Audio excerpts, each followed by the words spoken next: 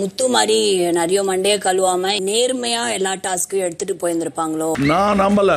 ஏன்னு சொல்றேன். படம் போடும். பேசுறது எப்படி இருக்குன்னா மண்டைய கழுவாத மாதிரி நீங்க கழுவுற மாதிரி எனக்கு தெரியுது. முத்து மாதிரி நிறைய மண்டைய கழுவாம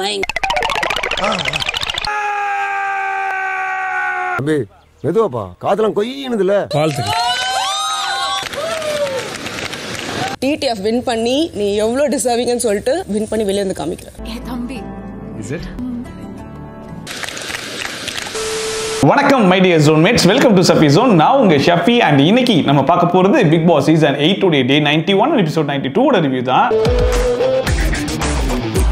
வீடியோக்குள்ள போறதுக்கு முன்னாடி யாரும் சப்ஸ்கிரைப் பண்ணி மறக்காம சப்ஸ்கிரைப் பண்ணி சப்போர்ட் பண்ணுங்க. அப்படியே பக்கத்துல இருக்க பெல் ஐகானை பிரஸ் பண்ணி ஆளுங்கிற ஆப்ஷன் கொடுத்தீங்கன்னா நான் போடுற வீடியோ நோட்டிஃபிகேஷன் டான் டைமுக்கு வந்து சேர்ந்துடும். அந்த வீடியோ உங்களுக்கு உண்மையிலேயே பிடிச்சிருந்துச்சுன்னா ஒரு லைக்கும் போட்டு சப்போர்ட் பண்ணலாம், தப்பு கிடையாது. உங்களுக்கு கருத்து இருந்துச்சுன்னா அது கமெண்ட் செக்ஷன்ல போட்டு விடுங்க, நான் போய் பார்த்து படிச்சுக்கிறேன். சண்டே எபிசோட்ஸ் வழக்கம் போல விஜய் சேதுபதி என்ட்ரியோட தான் எபிசோட் ஸ்டார்ட் ஆச்சு. நேரா உள்ள வந்த உடனே எல்லாருக்கிட்டையும் எந்தெந்த ஊர்ல இருந்தெல்லாம் வந்திருக்கீங்க அப்படிங்கிற ஒரு கேள்வி கேட்டாப்புல எல்லாருமே சொல்லி முடிச்சதுக்கு சரி ஓகே ஃபினாலே நெருங்கிட்டோம். ஒரு வின்னர் ஒரு ரன்னர் தான். இப்போ இருக்கிற நிலைமையில உள்ள இருக்கிற கண்டஸ்டன்ஸோட மனசுல என்ன இருக்குன்னு தெரிஞ்சுக்கலாமா அப்படிங்கிற மாதிரி நேரா உள்ள போனோன்னே ஸ்டோர் ரூம்ல ஒரு போர்டு இருக்கு, எடுத்துட்டு வாங்கன்னாப்புல அந்த போர்டுல பார்த்தா இவங்களுக்கு பதிலா இவங்க எடுத்துக்கலாம் அப்படிங்கிற மாதிரி இருந்துச்சு. அதாவது இதுக்கு முன்னாடி இந்த வீட்ல இருந்து எவிக்ட் ஆகி போன கண்டஸ்டன்ஸ் இருக்காங்க பாத்தீங்களா, அவங்களுக்கு பதிலா இப்ப டாப் 9 கண்டஸ்டன்ஸ் இருக்காங்கல்ல, இவங்கள யாராச்சும் வந்து வெளியே போயிருக்கலாம் அப்படின்னா நீங்க யாரை சொல்லுவீங்க அப்படின்னு சொல்லி கேட்கும்போது ஃபர்ஸ்டா தீபக் வந்தாப்புல, பவித்ராக்கு பதிலா சுனிதா இந்த வீட்ல இருந்திருக்கலாம் அப்படிங்கிற மாதிரி சொன்னாப்புல. அது கரெக்டான சாய்ஸாவும் இருந்துச்சு. அதுக்கு சொன்ன ரீசனும் கரெக்டா இருந்துச்சு. அதாவது சுனிதா பொறுத்த வரைக்கும் டாஸ்க் வந்தா இறங்கி விளையாடுவாங்க, நிறைய இடத்துல ஸ்ட்ரைட் ஃபார்வர்டா பேசுவாங்க அப்படிங்கிற மாதிரி சொன்னாப்புல. அண்ட் எதனால இவ்வளவு சீக்கிரமா அவங்க வெளியே போனாங்கன்றது எனக்கு தெரியல அப்படிங்கிற மாதிரி சொன்னாங்க. உண்மையிலேயே சுனிதாலாம் இவ்வளவு தூரத்துக்கு வந்திருந்தா கூட பரவாயில்ல, ஒரு டிசர்விங்கான கண்டஸ்டன்ட் சொல்ற அளவுக்கு தான் அவங்க டாஸ்க் எல்லாம் பெர்ஃபார்ம் பண்ணாங்க. அண்ட் வந்து நிறைய இடத்துல கருத்து சொல்றதா இருந்தா கூட ஸ்ட்ரைட் ஃபார்வர்டா சொல்லிட்டு இருந்தாங்க. அண்ட் நிறைய பேர் இவ்வளவு தூரம் டிராவல் பண்ணி வந்ததை கம்பேர் பண்ணும்போது சுனிதா இவ்வளவு தூரம் வந்திருக்கலாம்ன்ற கருத்து தான் நம்மளுக்குமே இருக்குது. பட்டு மனசுல இருக்கிறத சொல்றவங்க, டாஸ்க பொறுத்த வரைக்கும் களத்துல இறங்கி ஆடுறவங்க அப்படின்றதான். அண்ட் அடுத்த ஜாக்லின் வந்தாங்க. ஜாக்லின் வந்தாலே டிஃபால்ட்டா யார் பேரை சொல்வாங்கன்றது ஊரறிஞ்ச விஷயம் தான். அதுக்கேற்ற மாதிரி விஷால் பேரை சொல்லிட்டு விஷாலுக்கு பதிலாக ஜெஃப்ரி இந்த வீட்டில் இருந்திருக்கலாம் அப்படிங்கிற மாதிரி சொன்னாங்க. என்ன காரணம் அப்படின்னா ஜெஃப்ரி இந்த கேமை முடிஞ்ச அளவுக்கு நேர்மையா விளையாடினா அண்ட் அவனோட பெஸ்ட்டை கடைசி வரைக்கும் கொடுத்தான். நிறைய இடத்துல வந்து அவனுடைய கருத்துக்களை ஸ்ட்ரைட் ஃபார்வர்டாகவும் சொல்லியிருக்கான் அப்படிங்கிற மாதிரி சொல்லிட்டு விஷாலை பொறுத்த வரைக்கும் எந்த ஒரு கருத்தையும் ஸ்ட்ரைட் ஃபார்வர்டா எந்த சபையிலும் சொன்னதே கிடையாது, அதனால சொல்றேன் அப்படிங்கிற மாதிரி சொன்னாங்க. அதுவும் கரெக்டா தான் இருந்துச்சு. விஷால் ரொம்ப அவுட் ஸ்போக்கன் கிடையாது சார். ஜெஃப் இந்த இடத்துல இருந்திருக்க வேண்டிய ஆள் சார். அடுத்த ஜாக்லின்ட்ட மறுபடியும் இன்னொரு பேரை சொல்லலாமா அப்படிங்கிற மாதிரி சொன்ன உடனே பவித்ராக்கு பதிலாக தர்சிகா இருந்திருக்கலாம் அப்படிங்கிற மாதிரி சொன்னாங்க. என்ன காரணம் அப்படின்னு சொல்லி கேட்டா தர்சிகா பொறுத்த வரைக்கும் நிறைய இடத்துல ஒப்பீனியனை சொல்லுவா, ஆனா பவித்ரா வந்து ஒப்பீனியனை சொல்ல மாட்டா அப்படிங்கிற மாதிரி சொல்லிட்டு அதை பார்க்கும்போது அவர் தர்சிகா நிறைய இடத்துல ஒப்பீனியனை சொல்லுவாங்க, அது எல்லாமே ஓகே தான். பட் இருந்தாலும் இந்த வீட்டுக்குள்ள அவங்களுடைய கேம் கடைசி வரைக்கும் கரெக்டாவே இருந்திருக்கு, கடைசி வரைக்கும் அவங்க கேமை ஸ்பாயில் பண்ணாம வெளியே போயிட்டாங்கடா அப்படிங்கிற மாதிரி இருந்திருந்தா நீ சொல்றதுல ஒரு நியாயம் இருக்கலாம். ஆனா அவங்க கேமை அவங்களே குழி தோண்டி புதைக்கிற மாதிரி ஃபர்ஸ்ட் ஹாஃப் வரைக்கும் நல்ல ஒரு கேம், செகண்ட் ஹாஃப் பார்த்தா முழுக்க மொக்க கண்டென்ட், நான் லவ் கண்டென்ட் மட்டுமே கொடுப்பேன், விஷால் கூட மட்டுமே சுத்துவேன் இப்படிங்கிற மாதிரி ஒரு கேம் ஆடிட்டு தான் இந்த வீட்டை விட்டே வெளியே போயிருக்காங்க. அதை நீங்க கண்கூடாவும் பார்த்திருக்கீங்க. அப்படி இருக்கும் போதும் போயிட்டு பவித்ராக்கு பதிலா தர்ஷிகா எதிர்க்கான்னு சொல்லி சொல்றதுல என்னமா நியாயம் இருக்குன்ற மாதிரி தான் இருந்துச்சு. தர்ஷிகா இப்போ இருந்திருந்தாங்க அப்படின்னா ரொம்பவே சூப்பரா இருந்திருக்கும்னு எனக்கு தோணுது சார். அதனால அண்ட் அடுத்து அருண் வந்தாப்புல மஞ்சரிக்கு பதிலா ஆனந்தி இருந்திருக்கலாம் அப்படிங்கிற மாதிரி சொன்னாப்புல. ரெண்டு பேருமே ஈக்குவலா பேசுவாங்க, பட் யாருக்கிட்ட கிளாரிட்டி அதிகம்னு சொல்லி பார்க்கும்போது ஆனந்தி கிட்ட கிளாரிட்டி அதிகம் அப்படிங்கிற மாதிரி சொன்னாப்புல. ஆனா ஆனந்தி வீட்டில் இருக்கிற வரைக்கும் அதிகமா மேனிபுலேட் பண்றதும் அவங்க தான் சொல்லிட்டு எல்லாரும் சொல்லிட்டு இருந்தாங்க. இன்னைக்கு என்ன அது கிளாரிட்டியா மாறிச்சுன்னு சொல்லி சொல்றாங்க. என்னடா இவங்களே மாத்தி பேசுறாங்கன்ற மாதிரி தான் இருந்துச்சு. கிளாரிட்டி வைஸ் ரொம்ப இவங்களை விட இவங்க கிட்ட ஸ்ட்ராங்கான ஒரு கிளாரிட்டி இருக்கு அப்படின்னு தோணுது. அண்ட் அடுத்த பவித்ரா வந்து முத்துக்குமரனுக்கு பதிலா ரவீந்தர் இருந்தா இந்த கேமோட பெர்ஸ்பெக்டிவ் இந்த கேமே அப்படி புரட்டி போட்டுருப்பாருன்ற மாதிரி எனக்கு தோணுது அப்படிங்கிற மாதிரி சொன்னாங்க. அது ரெண்டு பேருமே இருந்ததா இந்த கேமோட பெர்ஸ்பெக்டிவ் எப்படி இருந்திருக்கும்ன்ற மாதிரி தான் நான் யோசிக்கிறேன். முத்துக்குமரன் இல்லாட்டா இந்த சீசன் எப்படி இருந்திருக்கும் அப்படிங்கிற மாதிரி நம்ம பார்க்க வேண்டிய நிலைமையில தான் இருக்குது.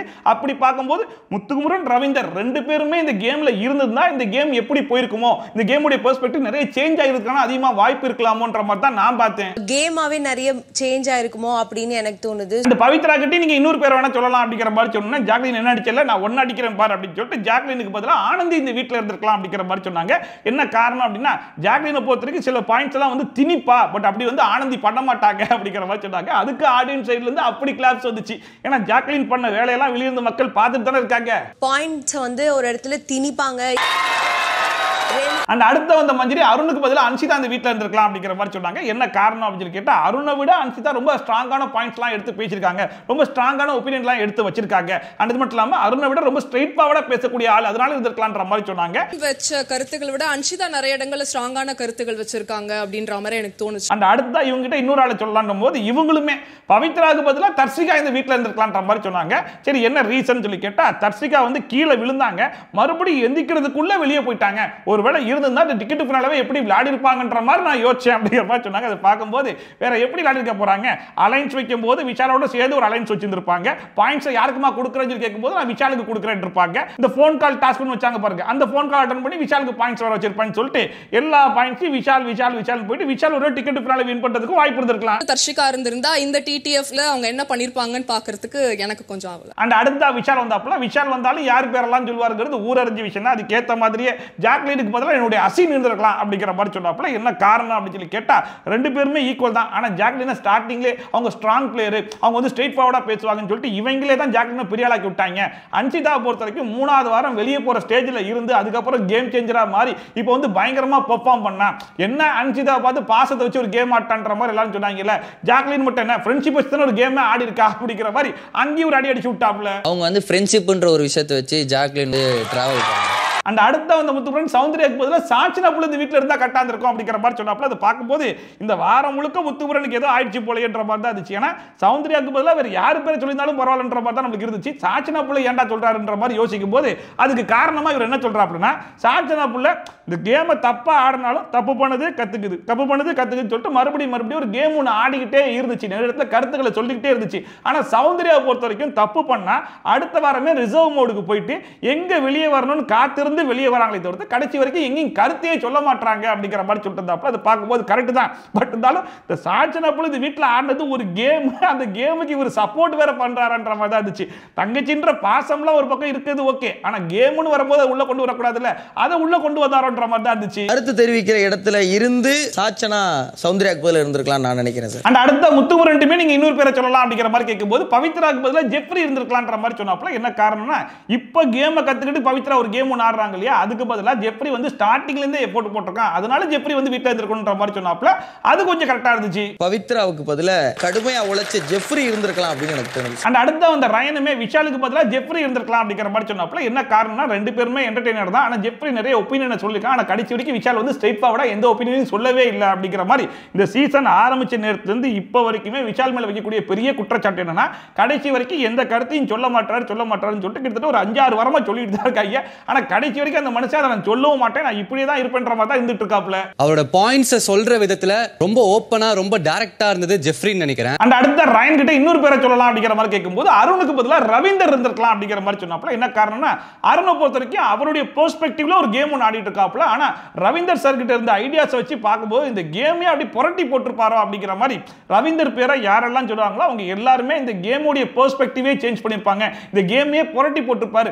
இருந்தது ஒரு வாரம்னாலும் அவ்வளோ இம்பாக்ட் இருந்துச்சு அப்படிங்கிற மாதிரி ரவீந்தருக்குன்னு வரும்போது எல்லாருமே அவங்களுடைய ஒப்பீனியன் வந்து கொஞ்சம் ஸ்ட்ராங்காவே இருந்த மாதிரி இருந்துச்சு. அவரோட தாட் ப்ராசஸ்க்கும் இந்த டாப் 9 இங்க இருந்திருக்குமான்னு கூட தெரியல சார் எனக்கு. அண்ட் அடுத்த வந்து சௌந்தர்யா முத்துமுரனுக்கு பதிலாக ஆர்ஜி ஆனந்தி இந்த வீட்டில் இருந்தா கரெக்டா இருக்கும் அப்படிங்கிற மாதிரி சொன்னாங்க. என்ன காரணம் அப்படின்னு சொல்லி கேட்டா அது ஆர்ஜி ஆனந்தி இந்த வீட்டில் இருந்தாங்கன்னா இந்த கேமை கொஞ்சம் நேர்மையா விளையாடி இருப்பாங்க அப்படிங்கிற மாதிரி சொல்லி முத்துமுரனுக்கு அங்க ஒரு குத்தி விட்டாங்க. அண்ட் அடுத்ததா ஆர்ஜி ஆனந்தி வந்து மேனிபுலேட் பண்றாங்கன்ற மாதிரி எல்லாரும் சொன்னாங்க. பட் எனக்கு அப்படி தோணவே இல்லை. அதாவது முத்துமுரன் மண்டே கலந்ததெல்லாம் கம்பேர் பண்ணி பார்க்கும்போது ஆர்ஜி ஆனந்தி உண்மையிலேயே ஒரு நேர்மையான கேம் தான் விளையாடினாங்க அப்படிங்கிற மாதிரி ஆர்ஜி ஆனந்தி தூக்கி வச்சு கொண்டாடினாங்க. அதை பார்க்கும்போது ஏமா நீ முத்துமுரன் அடிக்கணும்ன்ற ஒரே காரணத்துக்காக ஆர்ஜி ஆனந்தி போட்டோ எடுத்து வந்ததெல்லாம் ஓகே தான். பட் இருந்தாலும் அவங்க இந்த வீட்டுக்குள்ள இருக்கும்போது மேனிபுலேட் பண்றாங்கன்னு சொல்லிட்டு சொன்ன பல பேர்ல நீயும் ஒரு ஆளு. ஆனா இப்போ நான் சொல்லல, மத்த எல்லாரும் தான் சொன்னாங்கன்ற மாதிரியும் அவங்க ஒரு நேர்மையான கேமை தான் விளையாடினாங்கன்ற மாதிரி சொல்லிட்டு இருக்க பத்தியா, அங்க நிக்கிறமா நீன்ற மாதிரி தான் இருந்துச்சு. முத்து மாதிரி நிறைய மண்டையை கழுவாம அஃபெக்ட் பண்ணாம இருந்திருப்பாங்களோ. அண்ட் அடுத்த இவங்களுமே விஷாலுக்கு பதிலாக ஜெஃப்ரி இருந்திருக்கலாம்னாங்க. அது விஷால் வந்தாலே டிஃபால்ட்டா என்ன ரீசன் சொல்லுவாங்கன்றது ஊரறிஞ்ச விஷயம் தான். விஷாலை பொறுத்த வரைக்கும் எதையுமே ஸ்ட்ரெயிட் ஃபார்வர்டா பேச மாட்டான், ஆனால் ஜெஃப்ரி வந்து ஸ்ட்ரெயிட் ஃபார்வர்டா பேசுவான், அதனால இந்த வீட்டில் இருந்திருக்கலாம்ன்ற மாதிரி சொல்லிட்டு போயிட்டாங்க. ஜெஃப்ரி வந்து நிறைய இடத்துல பேசியிருக்கான், விஷால் வந்து அவுட் ஸ்போக்கன் இல்ல. அப்புறமா விஜய் சேதுபதி நான் மறுபடியும் ஒரு வாய்ப்பு கொடுக்குறேன், இப்போ கூட நீங்க வைக்கிறதுனா வைக்கலாம் அப்படிங்கிற மாதிரி சொன்னோன்னே சௌந்தர்யா வச்சு அதே போட்டோஸ் ரயனும் போய் வச்சாப்ல. முத்துக்குமரனுக்கு பதிலாக ஆர்ஜி ஆனந்தி இந்த வீட்டில் இருந்திருக்கலாம் அப்படிங்கிற மாதிரி. அண்ட் இவர் சொன்ன காரணம் என்ன அப்படின்னு சொல்லி பார்த்தீங்கன்னா முத்துக்குமரனுக்கு இந்த வீட்டில் எல்லாரும் சொல்லக்கூடிய காமனான ஒரு விஷயம் தான். அது முத்துக்குமரனை பொறுத்த வரைக்கும் ஒரு தப்பு பண்ணிருப்பாப்ல, அந்த தப்பை மறைக்கிறதுக்காக ஆப்போசிட் பர்சன் பண்ண தப்பை வந்து ஹைலைட் பண்ணி காமிப்பாரு. ஆனா ஆர்ஜி ஆனந்தி அப்படி பண்ண மாட்டாங்க. ரெண்டு பக்கமும் யோசிச்சு நிதானமா ஒரு முடிவு எடுப்பாங்க. முத்துக்குமரனை பொறுத்த வரைக்கும் எல்லா முடிவுகளும் சுயநலமா இருக்கும். ஆனா அதுவே ஆர்ஜி ஆனந்தியோடது வந்து பொதுநலமா இருக்கும் அப்படிங்கிற மாதிரி சொல்லி முடிச்சாப்ல. கருத்துக்களை சொல்லும் விதம் வந்து எல்லாருக்கும் பொதுவானதா இருக்கும். முத்துக்குமரனோட கருத்து வந்து அவருக்கு ஏத்த மாதிரி இருக்கும். ஆக மொத்தத்துல ரயனை பொறுத்த வரைக்கும் என்ன மைண்ட் செட்ல ஃபிக்ஸ் ஆயிட்டு அப்படின்னா, இந்த வாரம் முழுக்க என்னுடைய ஒரே டார்கெட் முத்துக்குமரன் மட்டும் தான். எனக்கு எங்கெல்லாம் வாய்ப்பு கிடைக்குதோ, எங்கெல்லாம் பேசுறதுக்காக வாய்ப்பு கிடைக்குதோ, அங்கெல்லாம் முத்துக்குமரன் பண்ணக்கூடிய தப்பை மட்டுமே எடுத்து வச்சு நான் எக்ஸ்போஸ் பண்றதுக்கு ட்ரை பண்ணுவேன் அப்படிங்கிற மாதிரி ஃபிக்ஸ் ஆயிட்டு போல இருக்கு. சோ அதனால இந்த பாயிண்ட்லாம் ஆல்ரெடி ரெஜிஸ்டர் பண்ணியிருந்தாலுமே வாய்ப்பு கிடைக்கும் போது மறுபடியும் ரெஜிஸ்டர் பண்றாருன்ற மாதிரி தான் இருந்துச்சு. நான் வந்து இவருக்கு அந்த அடுத்த வந்து அருண் வந்து ரயனுக்கு பதிலா ஜெஃப்ரி இருந்தா கரெக்டா இருந்திருக்கும் அப்படிங்கிற மாதிரி சொன்னாப்ல. என்ன காரணம்னு சொல்லி கேட்டா, ரயனுடைய ஸ்பீடுக்கு யாராலையுமே மேட்ச் பண்ண முடியல. ஜெஃப்ரி இருந்தா ரயனை விட கொஞ்சம் பெட்டராவே பண்ணிருப்பான் அப்படிங்கிற மாதிரி சொன்னாப்ல. இந்த பிசிக்கல் டாஸ்க் வரும்போது ரயன் ரொம்ப ஸ்பீடா இருந்தார் இல்லையா, சோ ஜெஃப்ரி இருந்தா ரயனை விட ஸ்பீடா இருந்திருப்பான்ற மாதிரி சொன்னாப்ல. ஆனா ரயன் இருந்திருந்தா ஈக்குவல் டஃப் வந்து ஜெஃப்ரியும் கொடுத்திருப்பான்ற மாதிரி சொல்றதுல ஒரு நியாயம் இருந்திருக்கலாம். ஆனா ரயனை எடுத்துட்டு ஜெஃப்ரி வச்சா, ரயன் எடுத்துட்டா ஜெஃப்ரி வந்துருவானே, அப்ப அவன் ஸ்பீடையும் யாராலையும் மேட்ச் பண்ண முடியாது. இது என்னடா கம்பேரிசன்ன்ற மாதிரி தான் இருந்துச்சு. எல்லா விஷயங்களும் பார்க்கும்போது ஜெஃப்ரி வந்து இன்னும் பெட்டரான ஒரு பிளேயரா இருந்திருப்பாரு அப்படின்னு ஒரு எண்ணம் இருக்கு. அண்ட் அகைன் அருணுமே முத்துக்கு பதிலா ரவீந்தர் இருந்தது அப்படின்னா இந்த கேமோட பெர்ஸ்பெக்டிவ், இந்த கேமே வந்து புரட்டி போட்டுருப்பாரு அப்படிங்கிற மாதிரி எல்லாருமே ரவீந்தருக்கு என்ன பாயிண்ட் சொன்னாங்களோ அதே பாயிண்ட் அருணுமே ரெஜிஸ்டர் பண்ணிட்டு போயிட்டாப்ல. இந்த சீசனுடைய கலர் வேற மாதிரி இருந்திருக்குமோ அப்படின்ற ஒரு எண்ணம். அண்ட் ஒன்ஸ் எல்லாருமே சொல்லி முடிச்சதுக்கு அப்புறம் விஜய் சேதுபதி சரி ஓகே இந்த டாஸ்க் எதுக்காக வச்சோம் அப்படின்னா, சக போட்டியாளர்கள் உங்களை பத்தி என்ன நினைக்கிறாங்கன்றதை நீங்க தெரிஞ்சுக்கணும் அப்படிங்கறதுக்காக தான் வச்சோம் அப்படிங்கிற மாதிரி சொல்லிட்டு, அண்ட் அடுத்த கேள்வியா இந்த டிக்கெட் ஃபினாலே ஆரம்பிச்சதுக்கு அப்புறமா நிறைய பேர் கிட்ட வந்து பதட்டம் வந்துச்சு.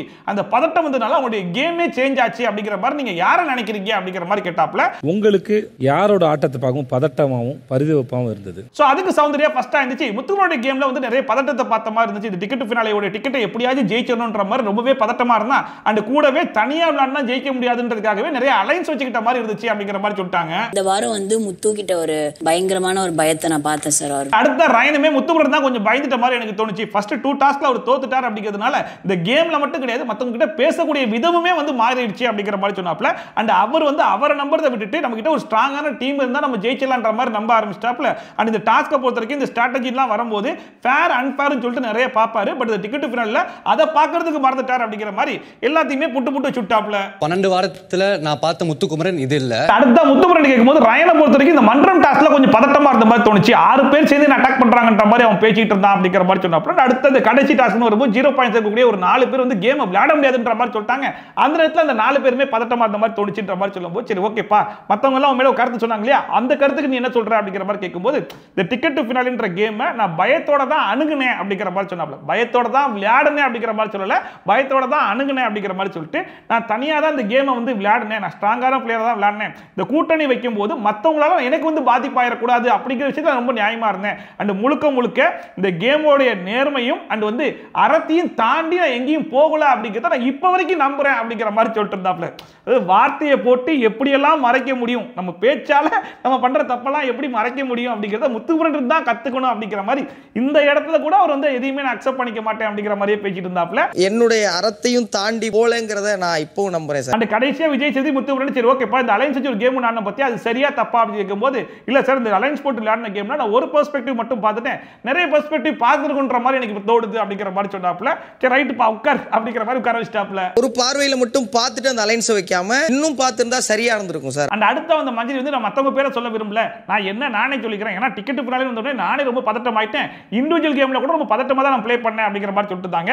அந்த அடுத்த அந்த ஜாக்லின் வந்து ரயன் அண்ட் முத்துக்குமரன் இவங்க 2 பேருமே வந்து பதட்டமா தான் இருந்தாங்க. ரயனை பொறுத்த வரைக்கும் நம்ம பெஸ்ட்டை கொடுத்துரும், இந்த வாரம் வெளியே போனாலும் பரவாயில்ல எப்படி இந்த டிக்கெட் ஃபினாலே வின் பண்ணியே ஆகணும்ன்ற மாதிரி ஒரு பக்கம் விளையாடிட்டு இருந்தான். இன்னொரு பக்கம் முத்துக்குமரன் வந்து இவ்வளவு நாள் நம்ம பெஸ்ட்டை கொடுத்துட்டோம், சோ இந்த வாரம் பெஸ்ட்டை கொடுத்து கண்டிப்பா நம்ம இந்த டிக்கெட் ஃபினாலே வாங்கி ஆகணும் மக்களுக்காக அப்படிங்கிற மாதிரி கேம் விளையாடிட்டு இருந்தான். அண்ட் எப்பயுமே முத்துக்குமரன் ஒரு தப்பு பண்ணா அக்செப்ட் பண்ணிப்பான். பட் இந்த வாரம் எக்ஸ்பிளனேஷன் சொல்லிட்டு போயிட்டே இருந்த மாதிரி இருந்துச்சு. அண்ட் அதுக்கு அப்படியே ஆப்போசிட்டா ரயன் இருந்த மாதிரி இருந்துச்சுன்ற மாதிரி ரொம்ப ஓப்பனாவே சொல்லிட்டாங்க. அதுக்கு ஒரு எக்ஸ்பிளனேஷன் கொடுத்து அதுக்கு ஒரு எக்ஸ்பிளனேஷன் கொடுத்து அப்படி போயிட்டே இருந்த மாதிரி இருந்தது. அடுத்தது அருணுமே முத்துக்கிட்ட தான் பயங்கர பதட்டம் இருந்துச்சு. ஏன்னா இது வரைக்கும் என்கிட்ட அவர் வந்து அலைன்ஸ் வச்சுக்கிட்டே கிடையாது, நம்ம 2 பேரும் மாறி மாறி அடிச்சு பாயிண்ட்ஸ் விடுறதுக்கு பதிலா 2 பேரும் சேர்ந்து விளையாடி பாயிண்ட்ஸ் பிரிச்சுக்கலான்ற மாதிரி வந்த மாதிரி தான் இருந்துச்சு அப்படிங்கிற மாதிரி சொன்னாப்ல. அந்த அடுத்த பவித்ரா பார்க்கும்போது எனக்கே ரொம்ப பதட்டமா இருந்துச்சு, ஏன்னா மொட்டை அடிக்கிறது கூட ரெடியா இருந்தாங்க அப்படிங்கிற மாதிரி சொல்லிட்டு இருந்தாப்ல. பவித்ரா ஒரு கட்டத்துல எக்ஸ்ட்ரீம் போய் மொட்டை அடிக்கணுமா அடிச்சுக்கிறேன் ஷூட்டிங்லாம் இருக்கும் என்ன பண்ணுவீங்க அதெல்லாம் விக் வச்சுக்கலாம். அண்ட் ஒன்ஸ் எல்லாருமே சொல்லி முடிச்சிருமா சரி ஓகே இதுவுமே நீங்க எல்லாரும் தெரிஞ்சுக்கணும்ன்றதுக்காக சொன்னேன் அப்படிங்கிற மாதிரி சொல்லிட்டு சரி ஓகே எவிக்ஷனுக்கு போயிடலாமா அப்படின்னு கேட்டோன்னே சார் இந்த டிக்கெட் ஃபினாலே ஒன்று வச்சுட்டு இருந்தீங்களா அது எங்க சார் அப்படிங்கிற மாதிரி கேட்டோன்னே ஆமால அது ஒன்று இருக்குல்ல சரி ஓகே அப்ப டிக்கெட் ஃபினாலேக்கு அப்புறமா எவிக்ஷனை வச்சுக்கலாம் இப்போ நான் பிரேக் போயிட்டு வரேன்னு சொல்லிட்டு கிளம்பிட்டாப்ல. டிடிஎஃப் வின்னரா அதை முடிச்சுட்டு அனௌன்ஸ் பண்ணுவோமா? And once Vijay Sethupathi break விட்டு போனதுக்கு அப்புறம் ராயன் போயிட்டு சௌந்தர்யா சொல்லிட்டு இருந்தாப்ல, நான் என்ன சொன்னேன், முத்துபுரன் எக்ஸ்போஸ் பண்ணுவேன்ற மாதிரி சொன்னேன் பாத்தியா, அது இந்த வாரம் நடந்திருக்கு அப்படிங்கிற மாதிரி சொல்லிட்டு அது கூடவே இது வந்து உனக்கு ஓவர் கான்ஃபிடென்ட்டா கூட தெரியல அப்படிங்கிற மாதிரி சொல்லும்போது சௌந்தர்யா சொன்னாங்க, தெரியல நீ ஓவர் கான்ஃபிடென்ட்டா தான் பண்ணிட்டு இருக்க, பட் இருந்தாலும் பரவாயில்ல. ஏன்னா முத்துபுரன் நம்ம தனியாக வந்து பேசும்போது 10 நிமிஷம் பேசுறோம்னா 8 நிமிஷம் அவனே பேசுவான், அந்த 8 நிமிஷம் அவனுக்கு சாதகமான பாயிண்ட்ஸ் மட்டும் தான் பேசுவான் அப்படிங்கிற மாதிரி சொன்னாங்க. அப்ப ராயன் வந்து சௌந்தர்யா கிட்ட அந்த விஷயத்தை இந்த வாரம் முழுக்க நான் முத்துபுரன் பண்ணேன், 8 நிமிஷம் டைம் எடுத்து அவன் பண்ற தப்பெல்லாம் நான் எடுத்து வெளியே சொல்லிட்டேன், அதனால தான் அவன் எக்ஸ்போஸே ஆயிருக்கான். ஃபினாலே வாரமோ இல்ல ஃபினாலே முடிச்சு வெளியே போனதுக்கு அப்புறம் அவன் எக்ஸ்போஸ் ஆகிறதுக்கு முன்னாடி அவன் இந்த வீட்ல இருக்கும்போதே அவனை பத்தி மக்கள் தெரிஞ்சுக்கணும்ன்ற மாதிரி நினைச்சேன், அது நடந்துருச்சு அப்படிங்கிற மாதிரி சொல்லிட்டு இருந்தாப்ல. 10 நிமிஷம் பேசிட்டேனா அதுல 8 நிமிஷம் மட்டும் தான் பேசுவான், இதே தான் நான் இப்போ அவனுக்கு பண்ணேன். இங்க ரயன் ஏன் இவ்வளவு ஓவர் கான்ஃபிடென்ட்டா பேசுறாரு அப்படின்னு சொல்லி பாத்தீங்கன்னா, இதுக்கு முந்தின வாரங்கள்ல முத்துபுரனை எக்ஸ்போஸ் பண்றதுக்காக நிறைய பேர் முத்துபுரனோட சண்டை போட்டுருக்காங்க. பட் வீக்கெண்ட் எபிசோடுன்னு சொல்லி வரும்போது முத்துபுரனுக்கு தான் பாசிட்டிவான கமெண்ட்ஸ் வரும், அந்த ஆப்போசிட் பர்சனை போட்டு தான் அடி அடின்னு சொல்லி அடிப்பாங்க. பட் இந்த வாரம் அதே மாதிரி ரயன் வந்து சரி ஓகே என்ன நடந்தாலும் பரவாயில்ல, முத்துபுரன் பண்ற தப்பெல்லாம் எடுத்து வெளியே சொல்லிடுவோம், நம்ம எக்ஸ்போஸ் பண்றதுக்கு ட்ரை பண்ணுவோம் சொல்லிட்டு முழுக்க முழுக்க இறங்கி அடி அடின்னு அடிஸ்டாப்ல. சோ வீக்கெண்ட் எபிசோட்ல என்ன ரிசல்ட் வரப்போகுதுன்னு காத்துட்டு இருக்கும்போது ரயனுக்கு ஆதரவா முத்துபுரனுக்கு அகைன்ஸ்டா வந்தோடனே சரி ஓகே அப்ப நம்ம பேசின பாயிண்ட்ஸ் எல்லாம் கரெக்டா தான் இருக்குது, முத்துபுரன் இந்த வார்த்தை பண்ணக்கூடிய தப்பெல்லாம் நம்ம எக்ஸ்போஸ் பண்ணிட்டோம் அப்படிங்கிறது அவருமே நம்புறாப்ல. நிதானமா அந்த வார்த்தையை பயன்படுத்தி அப்படின்றபோது உனக்கு ட்ரிகர் ஆகும். அந்த ஜாக்லின் இந்த வீட்ல எல்லார்கிட்டயும் ஒரு வேலை ஒன்று பார்ப்பாங்க தெரியுமா, அது ஆர்ஜி ஆனந்தி கூட சொல்லியிருப்பாங்க, ஒருத்தர்கிட்டையும் போறது உன்னை பத்தி ஒரு விஷயம் எனக்கு தெரியும் அதை உங்ககிட்ட சொல்ல மாட்டேன் அப்படிங்கிற மாதிரி சொல்லிட்டு போயிடுவாங்க. அவன் மண்டையை போட்டு குழப்பிட்டு இருப்பான், என்னவா இருக்கும் என்னத்தை கண்டுபிடிச்சிருப்பா அப்படிங்கிற மாதிரி.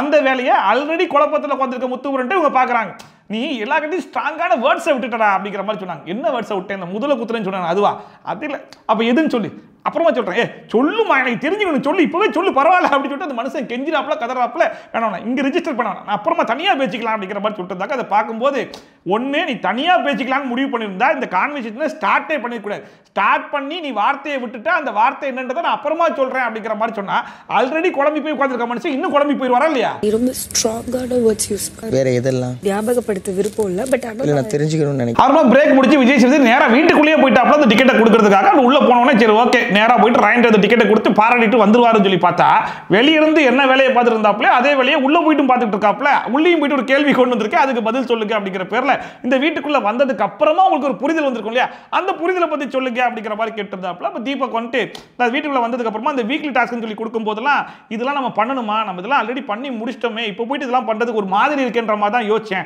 அதுக்கப்புறமா வீக்கெண்ட் எபிசோட் நீங்க சொல்லக்கூடிய பாயிண்ட்ஸ் எல்லாம் எடுத்து வச்சு சரி ஓகே இந்த வீட்டுக்குள்ள எதுக்காக வந்திருக்கோம், இதுக்காக தானே வந்திருக்கோம், வேற வேலை விட்டு எதுவும் இல்லை, சரி நம்ம முழுக்க முழுக்க பண்ணலாம், இந்த கேம்ல என்ன பண்ணலாம்ன்ற மாதிரி யோசிக்கலாம்னு சொல்லி யோசிச்சு பண்ண ஆரம்பிச்சேன். அண்ட் அதுக்கான ரிசல்ட்டை ஃபேமிலி ரவுண்ட்ல என்னுடைய ஃபேமிலி வந்து சொல்லும்போது எனக்கு ரொம்பவே திருப்தியா இருந்துச்சு அப்படிங்கிற மாதிரி சொல்லும்போது அவ விஜய் சேதுபதி சொன்னாப்ல இந்த கேப்டன்சி டாஸ்க் அப்புறமா தான் உங்களுடைய கேப் வந்து பயங்கரமா இன்க்ரீஸ் ஆயிடுச்சு அப்படின்னு சொல்லிட்டு அது என்னமோ உண்மைதான். ஏன்னா அதுக்கு முன்னாடி வரைக்குமே எல்லாருமே நாமினேஷன் சொல்லி தீபக் பத்தி ஒரு காரணம் சொல்லினாலுமே உங்களுடைய கிராஃப் வந்து குறைஞ்சிச்சுன்ற மாதிரி சொல்லிட்டு இருப்பாங்க. பட் இந்த கேப்டன்சி டாஸ்க் அப்புறமா வாங்கின அப்ரிசியேஷன்ல இருந்து அது அப்படியே மேல மேல மேல தான் போயிட்டு இருக்கு. டைட்டில் வின் பண்றதுக்கு கூட வாய்ப்பு இருக்குன்ற அளவுக்கு கொண்டு வந்துருச்சு.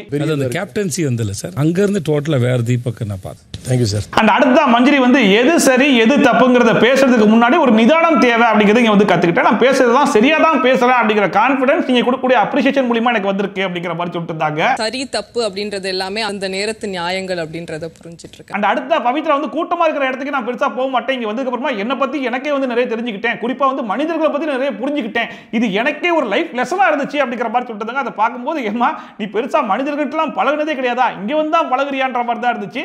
அப்படி பார்க்கும்போது உண்மையிலேயே இவ்வளவு நாள் நீ சர்வை பண்ணதெல்லாம் பெரிய விஷயம் தான்ற மாதிரி தான் இருந்துச்சு. நிறைய விஷயங்கள் தெரிஞ்சுக்கிறேன், மனிதர்களை பத்தி நான் நிறைய தெரிஞ்சுக்கிறேன். அடுத்த விஷால் மேல எல்லாருமே வைக்கக்கூடிய ஒப்பீனியன் என்னன்னு சொல்லி பாத்தீங்கன்னா எல்லாத்தையுமே காமெடி பண்ணிட்டு இருப்பாப்ல, சீரியஸான விஷயத்தை கூட காமெடியா சொல்லிட்டு போயிடுவார்ன்ற மாதிரி சொல்லுவாங்களே, அதே ஒரு பாயிண்டா சொல்லிட்டாப்ல. லைஃப்ல எங்க காமெடியா இருக்கணும் எங்க சீரியஸா இருக்கணும்ன்றத இந்த வீட்டுக்கு வந்தா கத்துக்கிட்டேன். அண்ட் குறிப்பா என்ன பத்தி நானே நிறைய தெரிஞ்சுக்கிட்டேன் அப்படிங்கிற மாதிரி சொல்லிட்டு அந்த சம்பந்தமே இல்லாம வழக்கமா ஜாக்லினை போட்டு அடி அடின்னு அடிச்சிட்டு தானே இருப்பாரு. இதோட புகழ்ந்து தள்ளுறன்ற பேர்ல மீடியாக்கு வந்ததுக்கு அப்புறம் என்னுடைய ஃபர்ஸ்ட் செலிபிரிட்டி ஃப்ரெண்ட் ஜாக்லின் தான் அப்படிங்கிற மாதிரி சேர்த்து சொல்லிட்டு இருந்தாப்ல. வந்து விஜய் டிவிக்குள்ள வரணும் போது என்னோட செலிபிரிட்டி ஃப்ரெண்ட் அவ தான் ஃபர்ஸ்ட் ஜாக். அண்ட் அடுத்த முத்துபுரன் நினைச்சு சின்ன வயசுல இருந்து நிறைய மட்டம் தட்டுவாங்க, அதனால அவங்க முன்னாடி ஜெயிச்சு காட்டுறதுக்காக நான் ஓடிக்கிட்டே இருந்தேன், எப்படியாவது ஜெயிக்கணும்ன்றதை விட இப்படி தான் ஜெயிக்கணும் அப்படிங்கிறத பிக் பாஸ் வந்து தான் கத்துக்கிட்டேன் அப்படிங்கிற மாதிரி சொன்னார். அடுத்த வெளியே வந்து என் மேலே விமர்சனம் வைக்கும் போது என் மேலே விமர்சனம் வைக்கிறீங்களா அப்படிங்கிற மாதிரி யோசிப்பேன். பட் இங்க வந்து நம்ம மேல ஒரு விமர்சனம் வைக்கிறாங்கன்னா நம்ம சரிக்குள்ள ஒரு தப்பு இருக்குல்ல, அதை சரிப்படுத்தணும்னா அவனே நம்மளை அக்செப்ட் பண்ணிப்பான்ல அப்படிங்கிற மாதிரி நான் யோசிச்சேன். அண்ட் குறிப்பா யாரையும் ஜட்ஜ் பண்ண கூடாது அப்படிங்கிறது இங்க தான் கத்துக்கிட்டேன் அப்படிங்கிற மாதிரி சொல்லிட்டு இருந்தோன்னே விஜய் சேதுபதி சொன்னாப்ல, அதாவது இந்த 26 வயசுல இவ்வளவு அறிவா பேசுற சூப்பர்ப்பா அப்படின்னு சொல்லிட்டு பயங்கரமா பாராட்டினாப்ல. அண்ட் கூடவே நான் வெளியே நிறைய பேர் வியந்து பார்ப்பேன், சார் இவங்ககிட்ட இவ்வளவு டேலண்ட் இருக்குல்ல, நம்ம கிட்ட இல்ல, இவங்ககிட்ட நிறைய டேலண்ட் இருக்குல்ல, நம்ம கிட்ட இல்ல அப்படின்னு சொல்லிட்டு. ஆனா ஒரு ஸ்டேஜுக்கு மேல அவங்க வளரல. நான் வளர்ந்ததுக்கு காரணம் வந்து நான் வந்து நிப்பாட்டாம கத்துக்கிட்டே இருந்தேன். அந்த மாதிரி உங்களுக்கும் எல்லாம் தெரியும் அப்படிங்கிற மாதிரி நினைச்சிடாம, நீங்க ராணுவம் சொன்னீங்க பாத்தீங்களா, கத்துக்கிட்டே இருவோம் வாழ்க்கையில அப்படிங்கிற மாதிரி, அதே மாதிரி நீங்களும் கத்துக்கிட்டே இருந்தீங்கன்னா அது உங்களுக்கு நல்லது.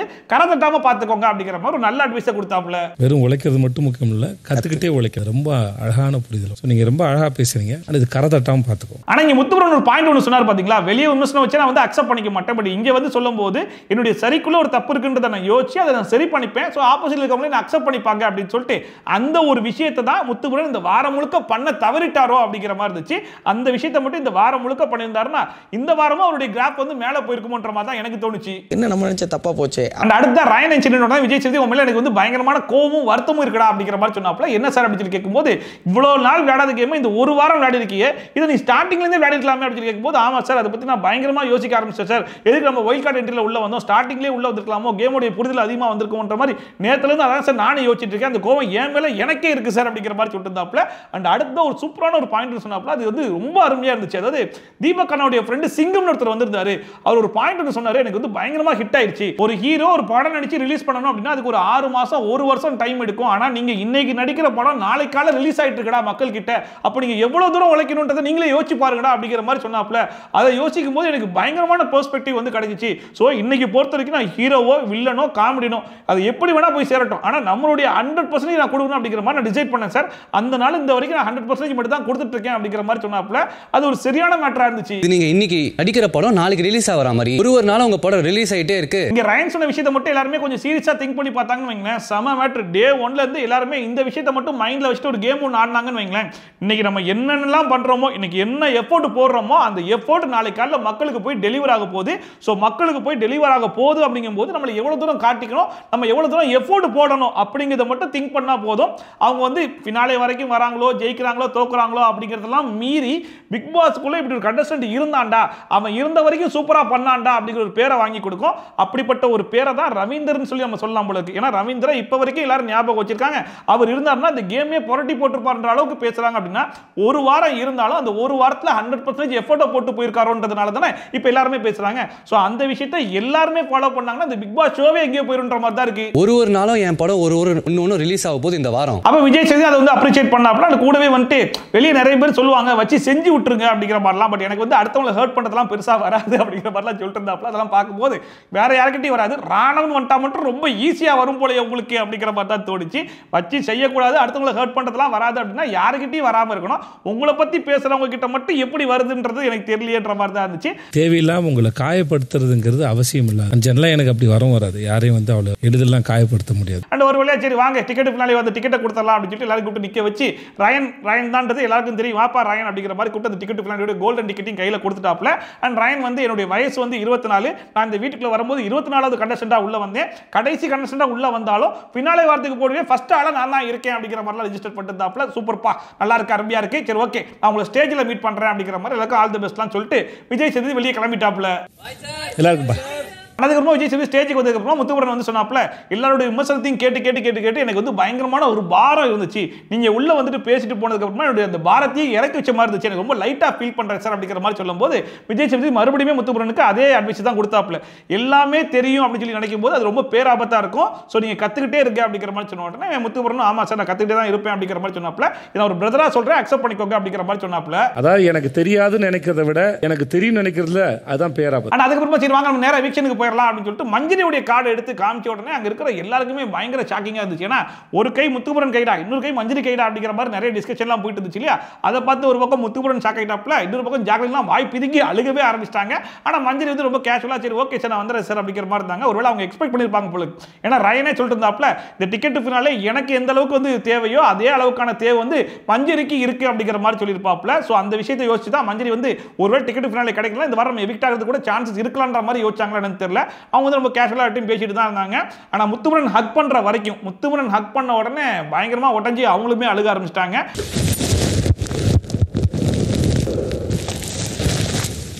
அவன் முத்துக்குமரன் சொன்னாப்ல இந்த வீட்டுக்குள்ள நான் ஒருத்தருக்காக நிக்கணும் அப்படின்னு சொல்லி யோசிச்சிருக்கேன். அது மஞ்சரிக்காக மட்டும் தான். நான் யார்கிட்டயும் பெருசா பொசசிவாலாம் நான் ஃபீல் பண்ணதே கிடையாது. ஆனா மஞ்சரி கிட்ட நான் பயங்கர பொசசிவா ஃபீல் பண்ணிருக்கேன். அண்ட் எனக்கு வந்து அவங்க வந்து ஒரு ஃப்ரெண்டா இருக்க வேணா, எனக்கு ஒரு அக்காவா இருக்கணும் அப்படிங்கிற மாதிரி சொல்லிட்டு இருந்தாப்ல. மஞ்சரி எனக்கு ஃப்ரெண்ட் எல்லாம் கிடையாது, எனக்கு கூட பிறந்த ஒரு அக்காவா முழுவதும் மஞ்சரி இருக்கணும். அண்ட் வழக்கமா ஜாக்லினை பொறுத்த வரைக்கும் ஒவ்வொரு சீசன்லயும் ஒவ்வொரு ஃப்ரெண்ட்ன்ற மாதிரி மாத்திக்கிட்டே இருப்பாங்க. இப்ப கடைசியா வந்து மாட்டினது தான் மஞ்சரி இல்லையா? சோ மஞ்சரி வெளியே போகும்போது சொல்றாங்க, நீ இல்லாம இந்த வீட்டுக்குள்ள நான் ஒரு வாரம் எப்படி இருக்க போறேன்றது எனக்கே தெரியலையே. அண்ட் நீ பாத்துக்கிட்ட மாதிரி வேற யாரும் என்ன பாத்துக்க மாட்டாங்களே அப்படிங்கிற மாதிரிலாம் பேசிட்டு இருந்தாங்க. அதை பார்க்கும்போது அவங்க உண்மையாவே ஃபீல் பண்ணாலும் நம்மளுக்கு சிரிப்பா தாண்டா இருக்குன்ற மாதிரி தான் இருக்கு. ஏன்னா இதுக்கு முன்னாடி கோவா கேங்னு சொல்லிட்டு கோவா கேங்க ஃபார்ம் பண்ணி வச்சுட்டு அங்கே எமோஷனலா ஃபீல் பண்ணிட்டு இருந்தாங்க. இப்போ கடைசியா மஞ்சரி போகும்போது ஃபீல் பண்றாங்கன்றதுனால ஃப்ரெண்ட்ஷிப்னு ஒன்று உருவாக்கி வச்சுட்டு அந்த ஃப்ரெண்ட்ஷிப் வெளியே போகும்போது அந்த ஃப்ரெண்ட்ஷிப் உடையும் போது ஃபீல் பண்றது இவங்களுக்கு வழக்கமான ஒரு விஷயம் தான்டா. அவங்களுக்கு பழகின மாதிரி நம்மளுக்கும் பழகி போயிடுச்சுன்ற மாதிரி தான் இருக்கு. இங்க நிக்கிற அப்படின்னா ஒன் ஆஃப் தி பிகெஸ்ட் ரீசனும் நீதான். அந்த மஞ்சரி வீட்டை விட்டு வெளியே போறதுக்கு முன்னாடி பிக் பாஸ் கிட்ட, பிக் பாஸ் எனக்கு ஒரு ரெக்வெஸ்ட் இருக்கு, பிக் பாஸ் இந்த அவார்டை உடைக்காம கொண்டு போட்டுமா, என் பையன் கேட்டான் பிக் பாஸ் அப்படிங்கிற மாதிரி கேட்கும்போது, இல்லம்மா அப்படிலாம் பண்ண முடியாது, இது ஒரு ஃபார்மட், நான் சொல்றதெல்லாம் கேட்டிருக்கேன், இதையும் பண்ணிட்டு போயிருமா அப்படிங்கிற மாதிரி சொன்னோன்னே சரி ஓகே பிக் பாஸ் நான் உடச்சிட்டே போறேன்னு சொல்லிட்டு உடச்சிட்டாங்க. அண்ட் பிக் பாஸும் வந்துட்டு இந்த வீட்டுக்குள்ள வந்த பல ஸ்ட்ராங் பிளேயர்ல நீங்களும் ஸ்ட்ராங் பிளேயர் சொல்றதுல ரொம்ப பெருமைப்படுறமா அப்படிங்கிற மாதிரி சொன்னோன்னே இது போதும் பிக் பாஸ் அப்படிங்கிற மாதிரி அங்கேருந்து கிளம்பி நேரா ஸ்டேஜுக்கு போனாங்க. ஸ்டேஜுக்கு போன உடனே ஆடியன்ஸ் சைடில் அப்படி ஒரு கிளாப்ஸ், எல்லாரும் பயங்கரமா வந்து கிளாப் பண்ணாங்க. இந்த டிக்கெட் ஃபினாலே ஆரம்பிக்கிறதுக்கு முன்னாடி எல்லாருக்குமே சில அட்வைஸ்லாம் கொடுத்துருப்பாப்ல. நான் மஞ்சரிக்கு மட்டும் அவங்க கிட்ட சொல்றதுக்கு எதுவுமே இல்லைம்மா, மாத்திக்கு சொல்றதுக்கு எதுவுமே இல்லை, நீ பர்ஃபெக்டா இருக்கமா அப்படிங்கிற மாதிரி உசுப்பேத்தி விட்டுருப்பாப்ல. அந்த உசுப்பேத்தி விட்டதுனாலே என்னவோ தெரியல, ஓவர் கான்ஃபிடன்ஸ்ல ஒரு கேம் ஒன்று ஆடி கடத்துல வெளியே வந்துட்டாங்க. அண்ட் வெளியே வந்ததுக்கு அப்புறமா அதான் சொல்றாப்ல, இப்பயும் உங்ககிட்ட சொல்றதுக்கு எதுவும் இல்லைம்மா, மாத்திக்கு சொல்றதுக்கு எதுவுமே இல்லைம்மா அப்படிங்கிற மாதிரி சொல்லிருந்தாப்ல. அதை பார்க்கும்போது எதையாச்சும் சொல்லியிருந்தா கூட அது பிள்ளை மாத்திட்டு ஒரு கேம் ஒன்று ஆடி உள்ளே இருந்திருக்கலாம் போல இருக்கு. எதுவும் இல்லை, நீ பர்ஃபெக்ட் சொன்ன ஓவர் கான்ஃபிடன்ஸ்ல கடத்துல எங்க வந்து நிக்குது பாத்தியான்ற மாதிரி தான் இருந்துச்சு. அப்புறம் மக்கள்லாம் சேர்ந்து எங்களுக்கு ஒரு கவிதை சொல்லுங்க அப்படிங்கிற மாதிரி கேட்டோம். ஒரு சூப்பரான கவிதை ஒன்று சொன்னாங்க. அந்த கவிதை சொல்லி முடிச்சதுக்கு சரி ஓகேமா உன்னோட பயண வீடியோ பார்த்தலாம் சொல்லிட்டு பயண வீடியோ எல்லாம் போட்டு விட்டாப்ல. வாடியும் சரியில்லை அண்ட் ஒன்ஸ் இந்த பயண வீடியோ முடிஞ்சோன்னு சரி வாங்க நேரா போயிட்டு ஹவுஸ்மேட்ஸை பார்த்தலாம் சொல்லிட்டு நேரா உள்ள போனாங்க. அது மஞ்சள் விதம் ஆல் தி பெஸ்ட்லாம் சொல்லிட்டு இருந்தாங்க. அப்போ அருண் விஷாலாம் வி மிஸ் யூ மேம் அப்படிங்கிற மாதிரி சொல்லிட்டு இருந்தாங்க. அப்போ சௌந்தர்யா இருந்துச்சு, இந்த வீட்டுக்குள்ள வந்து முத்துப்புரன் நிறைய பேசிட்டு இருந்தான், அவனே அதிகமாக பேசுறன்ற போது நீங்க உள்ள வந்தீங்க, நீங்க உள்ள வந்ததுக்கு நீங்களும் பயங்கரமா பேச ஆரம்பிச்சீங்க. இப்போ நீங்க வெளியே போனது ஓகே தான் எனக்கு, பட் இருந்தாலும் முத்துப்புரன் வந்து கேள்வி கேட்ட ஒரு ஆளா நீங்க இருந்தீங்க, இப்போ நீங்க வெளியே போனதான் எனக்கு ஒரு இதா இருக்கு, பட் இருந்தாலும் பரவாயில்ல உங்களுக்கு பதிலா ரயன் இருக்கான், அவன் பார்த்துப்பான் அப்படிங்கிற மாதிரி சொல்லிட்டு இருக்காங்க. ஆனா ரயான் இருக்கா, இப்போ அதனால நான் கொஞ்சம் கான்ஃபிடென்ட்டா இருக்கேன். எல்லா கிட்டையும் நார்மலா பேசினாலும் முத்துப்புரன் மட்டும் கொஞ்சம் எமோஷனலா பேசினாங்க. முத்துக்குமரா நம்ம ஜெயிக்கிறோம்டா, முத்துக்குமரா ஜெயிச்சிட்டு தாண்டா வரணும், இதை மட்டும் தாண்டா ஒன்று சொல்லணும், வேற சொல்றதுக்கு எதுவுமே இல்லடா அப்படிங்கிற மாதிரி சொல்லிட்டு இருந்தாங்க. அதுக்கு முத்துக்குமரனுமே ஆமா நான் யாருக்கிட்டையுமே தோக்கக்கூடாதுன்னு நினைக்கிற ஒருத்தர் உங்ககிட்ட நான் தோத்துருக்கேன், அது மட்டும் இல்லாம இந்த சொசைட்டிக்கு மெசேஜ் சொல்லணுன்ற மாதிரி பேசின ஒரு ஆள் நீங்க மட்டும் தான் அப்படிங்கிற மாதிரி சொன்னாப்ல. கண்டிப்பா நம்ம ரெண்டு பேரும் சேர்ந்து பயணிப்போம், சேர்ந்து ஜெயிப்போம் அப்படிங்கிற மாதிரி சொல்லிட்டு இருந்தாரு. தொடர்ந்து பயணிப்போம், நீ சொன்ன மாதிரி தான், இது ஒரு துவக்கம் தான். அந்த மஞ்சரி எவிக்டன்ற விஷயம் தெரிஞ்சோடனே இந்த வீட்டிலேயே பயங்கரமா ஃபீல் பண்ணி வாய்ப்பிதிங்கி அழுத ஒரு ஆள்னா ஜாக்லின் தான். ஸோ போறதுக்கு முன்னாடி ஜாக்லின் ஸ்பெஷலா பேசிட்டு போவாங்கன்ற மாதிரி ரொம்ப எதிர்பார்த்துட்டு இருக்கும்போது சரி okay guys all the best guys அப்படிங்கிற மாதிரி சொல்லிட்டு அவங்க பாடி கிளம்பிட்டாங்க. இல்ல நம்ம ரயன் தான் போயிட்டு சார் இந்த பச்சை கலர் எதுவும் மாத்துறதுக்கு வாய்ப்பு இருக்கா அப்படிங்கிற மாதிரி கேட்கும்போது டிக்கெட் ஃபினாலே கொடுத்துறியான்னு சொல்லி கேட்டாப்ல. வேணாம் சார் பச்சை கலர் அப்படியே இருக்கட்டும் சார் அப்படிங்கிற மாதிரி சொல்லிட்டாப்ல. ஆனால் அந்த க்ரூமிங் செஷன்ல தான் அந்த கலர்லாம் மாத்தி விடுவாங்க போல இருக்கு. அது வரைக்கும் அந்த மனுஷன் இருந்தா அதுக்கு முன்னாடி பொட்டி எடுத்துட்டு போயிட்டாருன்னா அந்த கலரோடய வெளியே போக வேண்டியதான்ற மாதிரி தான் இருக்கும் போல இருக்கு. அடுத்த வரும்போது கலர் மாறி இருந்ததுன்னா அப்ப கஷ்டமா போயிடும். கண்டிப்பா மாத்த மாட்டேன் சார். அந்த விஜய் சேதுபதி கிளம்புறதுக்கு முன்னாடி மஞ்சரி வந்து ஃபினாலே வர வரைக்கும் வருவாங்கன்ற மாதிரி எதிர்பார்த்தேன். ஆனா நீங்க எல்லாம் ஓட்டு போடாம விட்டீங்களே, ஓட்டு போட்டுக்கலாம்ல, ஏன்பா அப்படி பண்றீங்க அப்படிங்கிற மாதிரி சொல்லிட்டு சரி நான் கிளம்புறேன் அப்படிங்கிற மாதிரி கிளம்பிட்டாப்ல. அண்ட் இன்னொரு பக்கம் இந்த சீசன் 4ல ஆரி போயிட்டு பயங்கர ஸ்ட்ரெஸ்ஸை ரிலீவ் பண்றதுக்காக அப்படி கார்டன்ல இருந்து ஒரு பயங்கரமான கத்து ஒன்று கத்திருப்பார் பாத்தீங்களா, அதே மாதிரி ஒரு கத்தை வந்து இன்னைக்கு முத்துவரன் போயிட்டு இந்த மைக்கெல்லாம் கழட்டி வச்சுட்டு பயங்கரமா கத்தி அவருடைய ஸ்ட்ரெஸ் எல்லாம் வந்து ரிலீவ் பண்ணிட்டு இருந்தாப்ல. இன்னும் பக்கம் வழக்கம் போல ஜாக்லின் போய் வந்துட்டு பயங்கரமா ஃபீல் பண்ணிட்டு இருந்தாங்க. மஞ்சரி இல்லாத வீட்டில் நான் எப்படி இருக்க போறேன்றது எனக்கே தெரியலையே, இந்த ஒரு வாரம் எப்படி போகுதுன்னு எனக்கே தெரியலையே, மஞ்சரி பார்த்துக்கிட்ட மாதிரி இந்த வீட்டில் யாரும் பார்த்துக்க மாட்டாங்களே அப்படிங்கிற மாதிரி அழுதுட்டு இருந்தாங்க. அருண் போயிட்டு சமாதானம் படுத்திட்டு இருந்தாப்ல. அதுக்கப்புறம் கடைசியா போயிட்டு மஞ்சரி ஞாபகமா மஞ்சளுடைய பொருள்லாம் எடுத்து பார்த்துக்கிட்டு இருந்தாங்க. அதோட இன்னைக்கு எபிசோடு முடிஞ்சு போச்சு. இன்னைக்கு எபிசோட பொறுத்த வரைக்கும் ஒரு ஓகே எபிசோட்னு சொல்லலாம். ஏன்னா பேசுறதுக்கு பெருசா எந்த டாபிக்கும் இல்லை, எல்லாத்தையும் நேரத்தை கவர் பண்ணி முடிச்சிட்டோம் அப்படிங்கிறதுனால இவரே ஒரு 4-5 டாபிக் கொண்டு வந்து கவர் பண்ணி எப்படியே ஓட்டிட்டாப்ல. அந்த டிக்கெட் ஃபினாலே வந்து ரயனுக்கு கொடுத்து இந்த சீசனுடைய ஃபர்ஸ்ட் ஃபைனலிஸ்டா ரயன் போயிருக்காப்ல. யாருமே டாப் 5ல ரயன் இருந்திருப்பாரா அப்படிங்கிற மாதிரி நம்ம எதிர்பார்த்திருக்க மாட்டோம். பட் ரயன் வந்து அன்பார்ச்சுனேட்டா போயிருக்காப்ல. பட் ரயன் வந்து ஃபினாலே வாரத்துக்கு போவாரா இல்லை அதுக்கு முன்னாடி பொட்டி எடுத்துட்டு வெளியே போவாரான்றதை நம்ம பொறுத்திருந்து தான் பார்க்கணும். அண்ட் அது மட்டும் இல்லாமல் டாப் 5ல மஞ்சரி இருப்பாங்கன்ற மாதிரி நம்ம ரொம்ப யோசிச்சுட்டு இருந்தோம். பட் மஞ்சரி இவ்வளோ ஏர்ல எவிக்ட் ஆகி போனது வந்து ஃபேரா தான் இருக்குதா இல்லை அன்ஃபேரா இருக்குதா இல்ல மஞ்சரிக்கு பதிலா வேற யார் போயிருந்தா கரெக்டா இருந்திருக்கும் அப்படிங்கிறது மறக்காம கமெண்ட் செக்ஷன்ல சொல்லுங்க. அண்ட் நாளையில இருந்து எக்ஸ் கண்டஸ்டன்ட்ஸ்லாம் மறுபடியும் உள்ள வர போறாங்க. அதுல என்ன சுவாரஸ்யமா இருக்குன்னு சொல்லி பாத்தீங்கன்னா விஷால், தர்ஷிகா, அர்ணவ், அன்ஷிதா இவங்க 4 பேர் சேர்ந்து என்னென்ன பண்ண போறாங்கன்றத பார்க்கிறதுக்கு தான் நமக்கு பயங்கர காமெடியா இருக்கும்னு நினைக்கிறேன். ஸோ என்ன நடக்க போகுது ஏது நடக்க போகுது அப்படிங்கிறதெல்லாம் பொறுத்து இருந்து பார்ப்போம். நாளைக்கு ப்ரோமோஸ்லாம் ஆரம்பிச்சிடும். ஸோ அடுத்த வாரம் கொஞ்சம் இன்ட்ரெஸ்டிங்கா போகுன்ற மாதிரி நம்புறேன். என்ன நடக்க போகுதுன்றதை பொறுத்து இருந்து பார்ப்போம். ஸோ இதே மாதிரி ட்ரோல்ஸ் அண்ட் ரிவ்யூஸ்லாம் டிஸ்டர்ப் பார்க்கணும்னு நினைச்சீங்கன்னா மறக்காம சப்ஸ்கிரைப் பண்ணி பக்கத்துல இருக்க பெல் ஐகான் டான் தட்டி விட்டீங்கன்னா நான் போற வீடியோ நோட்டிஃபிகேஷன் டான் டைமுக்கு வந்து சேர்ந்துரும். ஸோ மீண்டும் சூப்பரான வீடியோட சூப்பரான ரிவ்யூட சூப்பரான ட்ரோலோட சந்திக்கலாம். Bye from Shafi. Tata bye and take care. Take it.